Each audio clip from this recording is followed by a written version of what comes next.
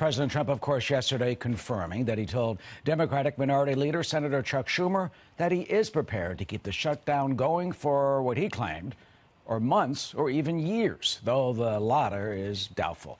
And as he raises the possibility of invoking presidential powers to declare a national emergency in order to get that wall built, what are those powers invested in the chief executive? And does the president really have to wait for Congress to fund it, something the Democratic House is refusing to do? Our first guest attended yesterday's Rose Garden news conference. He is Reuters White House correspondent Jeff Mason. And Jeff joins us, as you can see, from the north lawn of the White House right now. So, Jeff, let's start with a national emergency. What would it mean if the president, for the purposes of building this wall, would declare a national emergency? Well, number one, it would mean that the president would invoke certain powers that he believes would allow him to go around Congress and not require their approval for funding for the wall. How exactly that would work is not entirely clear. Previous presidents have used emergency powers or declared a national emergency during times of war. Clearly, that's something that the president is thinking about because he addressed it in that press conference yesterday. But how exactly it would work, I'm not in a position to say. Yeah, I mean, they've also been used for, economic issues, for oil and for other supports and price supports and this sort of thing. Let's take a look at 2 points of the law, as has been pointed out, that gives the president this type of power. 10 U.S.C. 284 basically directs the defense secretary to, quote, provide support for the counter-drug activities or activities to counter transnational organized crime of any department or agency of the federal government. Then there's a U.S.C. 2808. The Secretary of Defense, without regard to any other provision of the law, may undertake military construction projects and may authorize the secretaries of the military departments to undertake military construction projects. Such projects may be undertaken only within the total amount of funds that have been appropriated for military construction. So, Jeff, would that possibly mean if they have $1 to $2 billion, it's believed, in military outlays that they already have in hand for construction, the president has the power to move that $2 billion from whatever projects they have on military bases to the wall? Well, that's a good question, and it would be in line with what the president has said before, which is that he might use military funding for that. He has certainly envisioned a role for the military at the border and could do so with the wall and in finding the money to pay for that wall. Again, this was his really big campaign promise, primary significant campaign promise from 2016.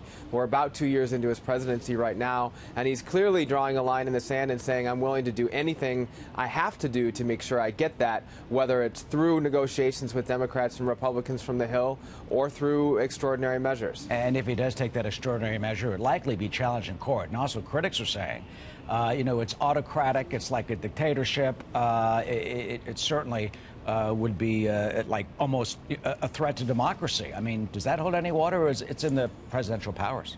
Well, it would almost certainly be challenged in court. You're absolutely right about that. And, the people who are very passionate about having this wall, including the president and his staff and people around him, are matched by the people who are equally passionate about not having it. And both sides would work very hard either to get it or to prevent it if the president were to try to use presidential powers to make it happen. Meanwhile, I've had several meetings, one in the Situation Room and others. Certainly the telephone lines are burning up. And we just had the meeting wrapping up a moment ago at the old executive office building next to you.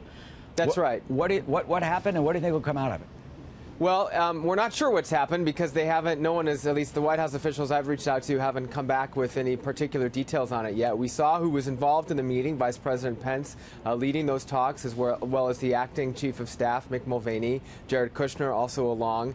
From the congressional side, there were congressional aides. And so it's unclear. It's also not clear if they're coming back today or if they were just breaking for lunch or if they're done for the day. Bottom line is, if they're going to find a compromise, we expect it to be somewhere between that $1.3 billion that Democrats have already offered for border funding versus the $5.6 billion that the President Trump says he needs to build that wall. Whether or not they're able to find a compromise on that figure, somewhere in between, that's the million-dollar question or the multi-billion-dollar question right now. Exactly. I mean, what do you think will happen? How can they thread that needle? I mean, the Democrats, they say, well, it's a fence. They don't want a wall. Or the president can then claim whatever it is, the barriers with the slats, that would be a wall. Here we're showing video right now with the vice president, followed by Jared Kushner there, leaving that meeting, obviously, in some discussions. Jeff, how do you think this will end because it's got to.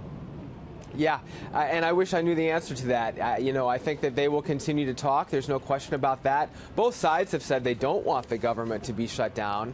But the president, of course, saying that it could stay shut down as long as years. He's only got 2 years left in his term. I think it's pretty hard to imagine that the government would stay shut down that long. But that's his way of saying I'm really serious about this. Democrats, on the other hand, are serious about it as well. Nancy Pelosi has just become Speaker of the House, and she and her caucus don't have an incentive to change what they think is a critical issue, and that is to not give funding to this wall, which, as she has said in the last few days, she does not consider a moral issue.